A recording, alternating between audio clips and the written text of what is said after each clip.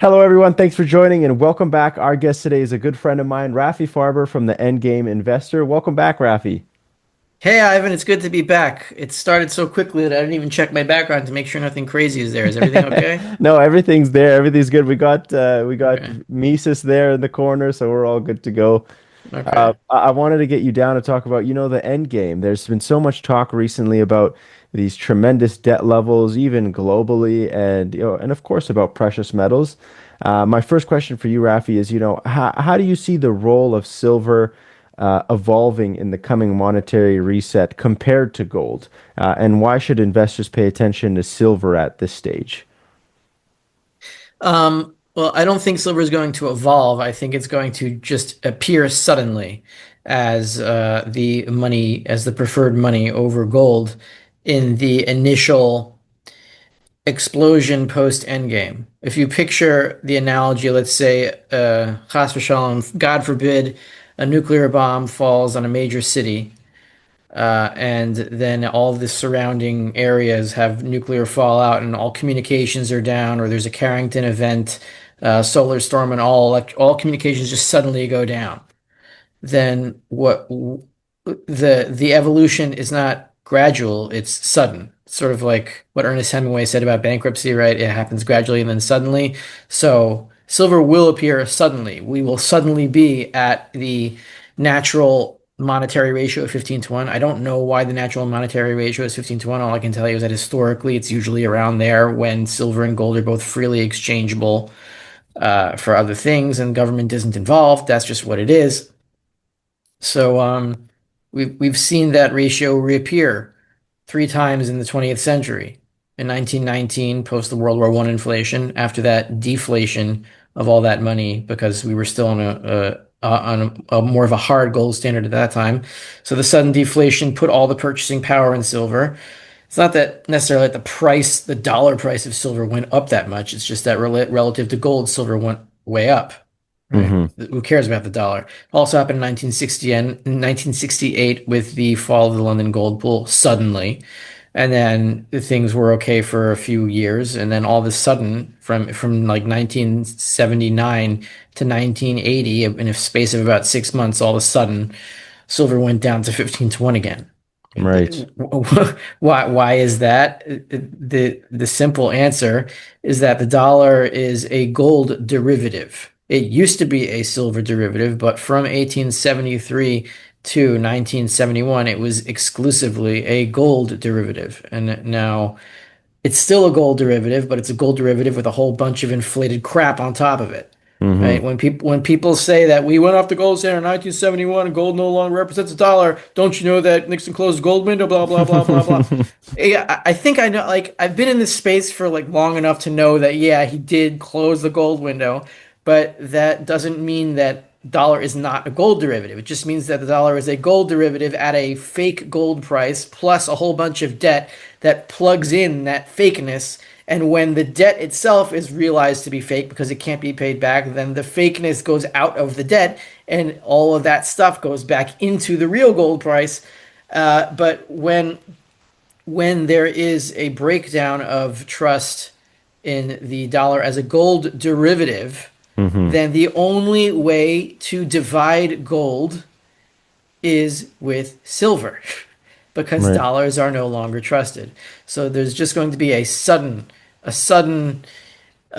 invasion of gold into the monetary system, back into the monetary system. It could happen within hours, within days, within weeks. I don't see any more than that. All of a sudden, like when you see that everything's getting messed up and banks are falling and this and that and everything's falling apart and electricity is starting to go down, whatever it is, that all of a sudden the silver price is going to not just climb, it's going to explode in terms of purchasing power, and the dollar price isn't even going to matter at all. Hello, my silver and gold bugs. I just wanted to say thank you so much for watching the video. Hit the subscribe button, hit the like button, and also hit the notification bell so you don't miss any future uploads. Back to the video. Yeah. How do you interpret, the recent surge in central banks gold purchases, and what does it indicate about, the future demand of gold and silver? I don't think about the central bank gold purchases because I don't see them happening. I don't know what anyone's talking about. Right. If someone were to show me some data, I would say, okay, all I see is that people are quoting other people saying that there's a whole bunch of central bank gold purchases, but I don't see any data that central banks are actually purchasing gold. So, if I can talk about it theoretically, what Right. it means. If central banks are purchasing gold, which I don't think they're doing, please share in the comments below a link to the cumulative stash of gold, and maybe it's gone up a little bit, but since 1950, it hasn't gone anywhere. So what is anybody talking about? Theoretically, if central banks are buying a whole bunch of gold, yes, that would affect the gold price in dollar terms because it would be a source of demand, but it won't that won't save any currency. If central bank A is buying gold, it doesn't save its currency. It has nothing. It doesn't have any impact on its currency or on the value of its currency because everyone who uses that whatever currency that is knows that the central bank is only playing a trading game. Right. Right. The most obvious the only way gold can save the value of a currency is if the central bank says, you know what, we bought a bunch of gold and now we're gonna stop printing. We're gonna let the banks collapse, and anyone who has any unit of our liability can now exchange it for uh, pro rata for this amount of gold, however they divide it. Right. And they have to divide. So that would save a currency, but central banks don't buy gold to solidify their currencies. They buy gold as fuel to sell when their currencies are dying, and that will only kill them faster. So Right. Yeah. Yeah. the only example I need to point to is Turkey, and you know what I mean. Yeah, no, absolutely. And because yeah, once the currency is dying, but you like you said, if the central banks are buying gold, then they're in turn killing their own self. Yes, they are. They that's true. If they're buying gold, it means they're selling their own currency for gold, which means they're weakening their currency. Yeah. So whether they buy gold or sell gold, it doesn't make a difference for the currency. It makes a difference for the gold price in nominal currency terms. But then again, who cares?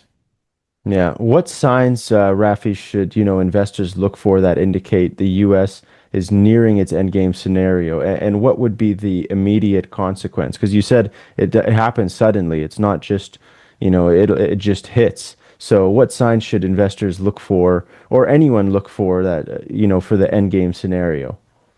The Fed restarting QE, and then the Fed, and then some kind of banking horror show like 2023, except bigger. Right. Remember the 2023 regional banking crisis uh, ripened or developed in a few hours, right? It was like Wow. one day, it was one day, nobody was suspecting anything. And then the next hour, Silicon Valley Bank stopped existing. Yeah. That, Yeah, that, it's that pretty was it. crazy. That was it. So something like that. The next banking crisis should be it because it's going to spread everywhere, and we're seeing cracks in these little bankruptcies in private credit. What do they call it? The car parts company. What was it called? I don't even remember. There's so many like little things going on that I can't remember anything. Um, but the Fed moving, very short-term interest rates ticking up, QE restarting, banking crisis cutting to zero, and that's what's going to happen, and probably somewhere in that order, and then it should be over. In your view, Rafi, what is the most likely outcome for the US dollar and debt levels in the next few years? Like looking at a short-term lens, is hyperinflation a plausible or likely scenario? I would say it's more than plausible and more than likely. I think it's nearly a certainty. It's not a logical certainty because theoretically, every central bank could say we're going to allow our banking systems to collapse, and then see what happens. But none of them are going to do that, so they're just going to be printing money, and then it'll be hyperinflation. Right. So the answer is, what do I see about debt levels in the next 10 years? Debt levels will go to near zero because the debt will be devalued to zero. And so the value of devalued debt is nothing. And there will be no debt because all the debt will be gone. Right. Do you, I know when before we started recording, you were talking a bit about Bitcoin and how that's on your mind right now. Is there an issue there, or what are your thoughts on it? Um, I don't know. I could be chasing my own tail here in terms of what I haven't changed my thoughts about Bitcoin, but something something about the way that it's related to on social media, something about the way that Michael Saylor has been talking. There's some kind of sense, maybe I'm just getting a sense of that these chat bot armies have been programmed to uh, ping it and promote it, and I Hmm. can't even tell what's real anymore in terms of even the promotion of Bitcoin. But I have this feeling that it's almost over, that Right. the whole Bitcoin sham is about to implode.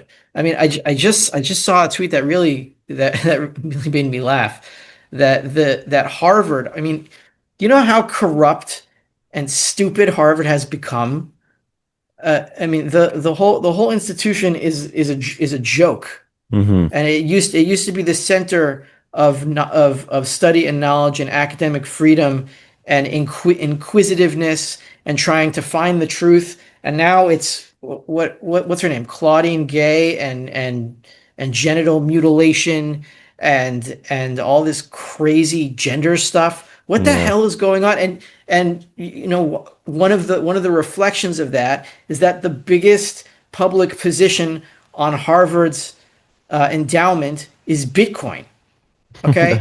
Now when people keep telling me, oh well, Bitcoin is fungible and Bitcoin is divisible and Bitcoin is private and Bitcoin is anonymous.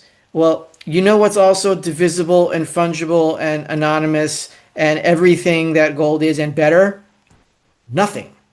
You can divide nothing into any unit of nothing, and you can divide and you can nothing is completely fungible. Nothing is perfectly anonymous, and it's Right. perfectly private. Okay, but it's nothing. Like you tell me, like the Bitcoin, but they say, oh, the Bitcoin network is information, right? Well, information is something. Well, I mean, information about something is something, but I can give you information about nothing too. For example, give me something that you don't own. Tell me something you don't own. Platinum. Okay, so you have nothing of platinum, right? And Hmm. I have nothing of platinum. Let's say I had nothing. I have 2 ounces of platinum, but let's say I had nothing of platinum. So now we know that Ivan has no platinum, and Rafi has no platinum. So what information? That's nothing. We both Right. have nothing of this thing, which is Right. nothing. Okay, so if the Bitcoin network is information about who owns units of Bitcoin, but what the hell is a unit of Bitcoin? A unit of Bitcoin is nothing Right. because Yes. it doesn't Nothing. represent anything. You have all this infrastructure. It's amazing. It's amazing infrastructure. The genius that went into Bitcoin. Wow, like it's really impressive. But there's nothing inside the damn thing. Hi, I'm Michael Piccioni, founder and president of CanAm Bullion. At CanAm Bullion, we are more than just a precious metals dealer. We are your trusted partner in securing your financial future. As an authorized dealer of the Royal Canadian Mint, we take pride in offering only the highest quality gold and silver products. And with our best price guarantee, you can trust that you're getting the most value for your investment. We offer free, no obligation consultations with one of our precious metals experts. Our commitment to excellence has earned us a 5-star Google rating, a shopper approved seal of approval, and an A+ rating from the Better Business Bureau. These accolades reflect our dedication to transparency, integrity, and exceptional customer service. Are you ready to take the first step towards financial security? Contact CanAm Bullion today for your free consultation. Let us help you build a brighter future with the power of precious metals. Which And is crazy because if it does ever, which it probably will collapse, and just because it is nothing, let's say, but let's say it collapses, it could take down the whole market. Yes, the infrastructure is something, but there's nothing in the infrastructure. If you put something in the infrastructure, then you have something. If you have a network of pipes that are empty, you have nothing. Okay? If you have a network of pipes with water in it, you have plumbing. If you have a network of wires with nothing in it, you have nothing. If you have a network of wires with electricity in it, you have electricity. If you Hmm. have a network of blockchain that represents nothing, then you have nothing. Yeah. That's it. You can have a network of blockchain that represents gold or silver or manure or tables, and then you'd have tables or manure or gold or silver or titles of ownership to parts of the moon, whatever. But Yeah. you have in Bitcoin, you have titles of ownership of units of Bitcoin. And what is a Bitcoin? And no one can tell me what the hell the thing is. Right. And it almost feels like Rafi, like because in fiat currencies, the only way, like the US dollar or the Canadian dollar, or any type of fiat currency can survive is faith. People have to have faith in that. If they go into everyone goes to the banks and loses faith, that currency, collapses. So I feel like it's the same thing with Bitcoin. It's just propped up on nothing. It's even worse than fiat. Fiat Yeah. is something because every central bank manages the fiat supply. And what is the central bank that manages the fiat? The central bank, the fiat currency, the unit of the dollar or the euro is a fraction of everything that that central bank owns. Right, So right, right. it represents There's everything on the something balance there. sheet. There's something there. It's something. Most of it is nothing. The debt is nothing because it's going to fall to nothing. But there's still something there. Even if there's no gold on the balance sheet, there is at the Fed. Let's assume it exists. But if it doesn't exist, if there's no gold, let's say that there's no gold on the balance sheet of the Bank of Canada, fine. But the Mhm. Bank of Canada exists. It's a building, right? They own buildings. There's something there. So it's still something. Right, yeah, with Bitcoin is just nothingness, which is crazy.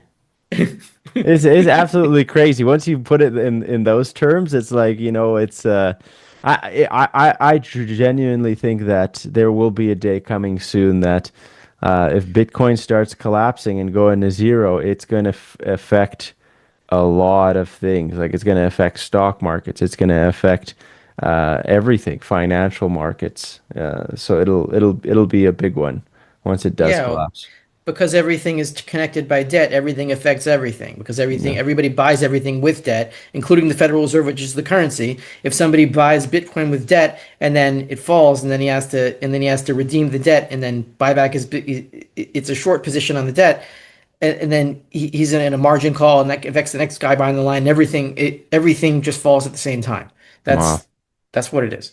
Yeah, no, it's absolutely crazy. Rafi, I want to thank you so much for coming down. Before you go, though, I really want people to connect with your YouTube channel. I want them to, subscribe to your Substack. Where can people find you?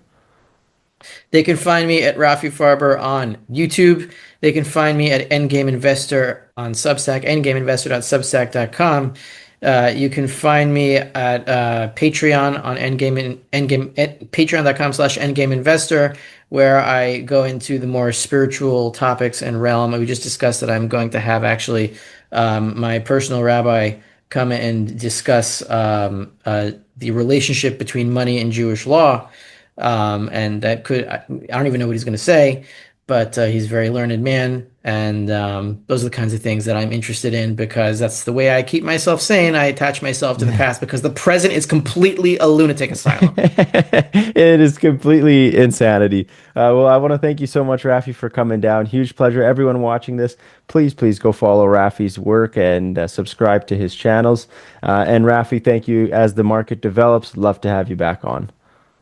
Thank you, Ivan. Take care.